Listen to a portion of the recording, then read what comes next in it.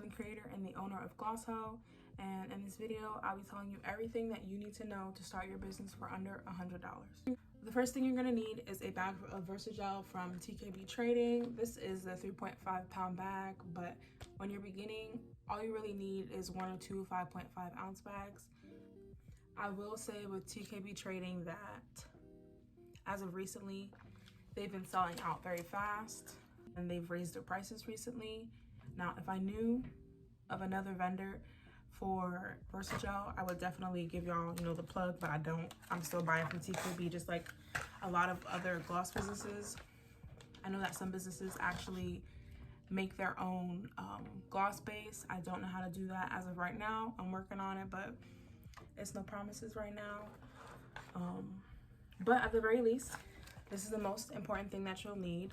When I first started purchasing and I first started my business, I was buying the little 5.5 ounce bags. And I think I was buying maybe like 2-3 at a time. I realized while I was editing that I forgot to record the fact that you do need gloves for your business. I added it in the price list in the description, but I'm just adding this here.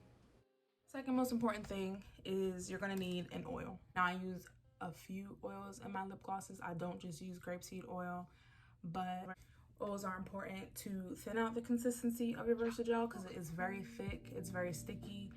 I've seen a few businesses that don't really cut their Versagel with oil and it doesn't look good. You're going to need an oil.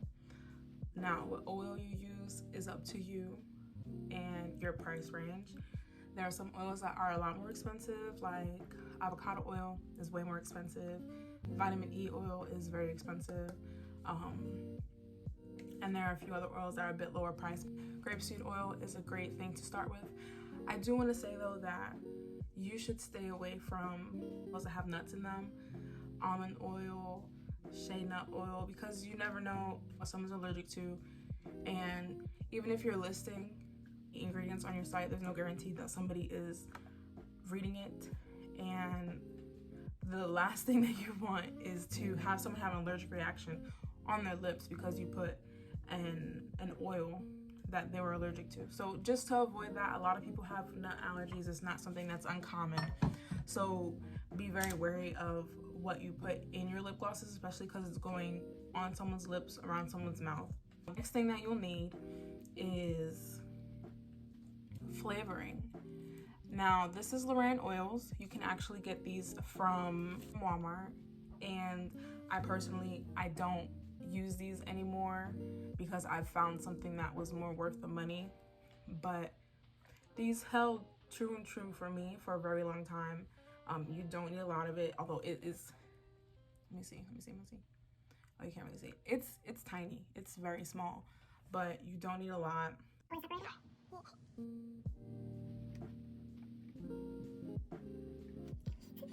Next thing you'll need is some pipettes.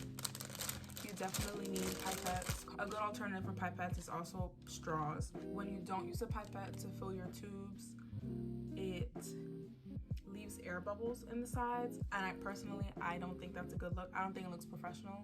When you go and buy lip gloss from an actual store, your tube is filled all the way up. So the best way to achieve that professional look is through pipettes. So what you would do is, oh my gosh, where are my skizzers at? What you would do is you would cut off the bulb, right. And then you'd also cut off the tip. Then you'd get your syringe that you also need.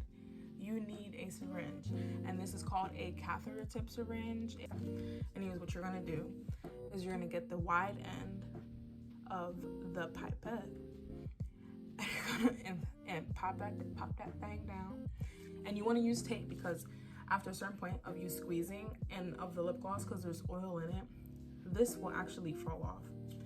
So what you want to do is you get your tape and you want to put it around here. I don't think it's going to stick well because there's lip gloss on it, but you put it here, tape it around, and what I do to make it easier to take off is I kind of fold it, and then ta-da. You need your pipette. You need that. You need some pipette. Another thing that's very important is that you need a catheter tip syringe. Make sure that you put catheter tip when you're searching it, and make sure that it has this part, because that part is very important in getting the lip gloss into the tubes. Another thing you're going to need is a pack of plastic utensils that are strictly for use with your lip gloss. I personally prefer these because they are a cheap alternative, but I can still be clean. You know, I can still make sure that everything is very cleanly. I'm not reusing anything. I found that with VersaGel, it's very hard to clean off in a way that is actually clean, because it always remains sticky for me, you know what I mean? And when you're working with cosmetics and you're mixing things, especially when you're using different scents and different oils, you don't want to have crossover, you don't want to contaminate anything. So I think that plastic utensils are the best. You just toss them when you're done. Next thing you're going to need is rubbing alcohol. Now this is 50% rubbing alcohol, but I actually have one that is like 91% that I got from Walmart. So you need is Q-tips. Now this thing is a little dented up, but the reason that you need Q-tips for is because you should always be testing the batches of gloss that you make to test for consistency. I only use one end. I don't dip it in, put it on my lips, and then put the other end in. I just toss the whole cotton swab. Another thing that's very helpful is a plastic table cover. Again, I got this from the dollar store. VersaGel is sticky. When you're first working with it, you're gonna be all over the place. You're not gonna know how to stay clean. You wanna make sure that you keep your workspace clean, because it is hard to wipe off of the tables, partly because of the oil and then partly because of the VersaGel. It will kind of have a little residue stain on your whatever your workspace is. Speaking of workspaces, kind of unrelated to the video, but please don't mix gloss on anything but a sanitized, clean table. And I mean, don't mix it in your bed, don't mix it on your couch, don't mix it on your floor, whether it's hardwood, whether it's carpet. Don't mix it on a chair. You need to be mixing it on a table that has been cleaned with whatever cleaning solution you want and wiped down with rubbing alcohol. That's all I gotta say. Thank you. Okay, next thing you need is some mica pigments. It's also possible for you to buy them in liquid lip pigments, which are much stronger than mica, and as far as I know, they're around the same price, maybe a little bit more expensive.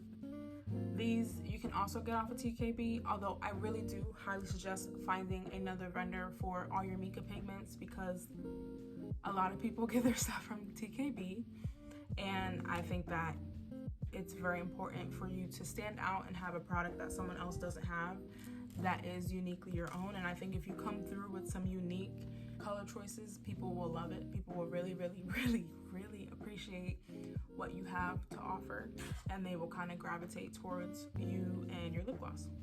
You're gonna need paper towels. You're gonna need a lot. I mean, I think it's kind of self-explanatory. You need paper towels to keep your workspace clean. Mixing bowls.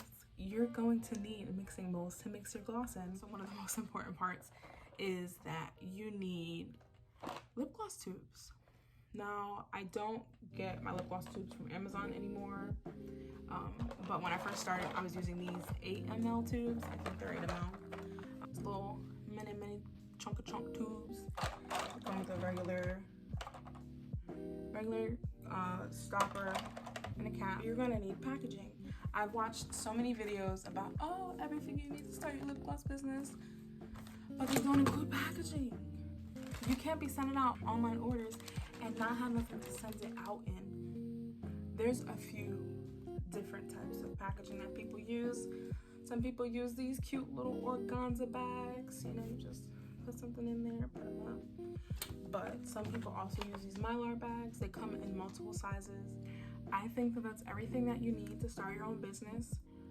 As always, when you're shopping, be smart.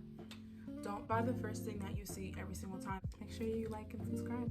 Thank you for watching. I promise I'm gonna get better with these videos.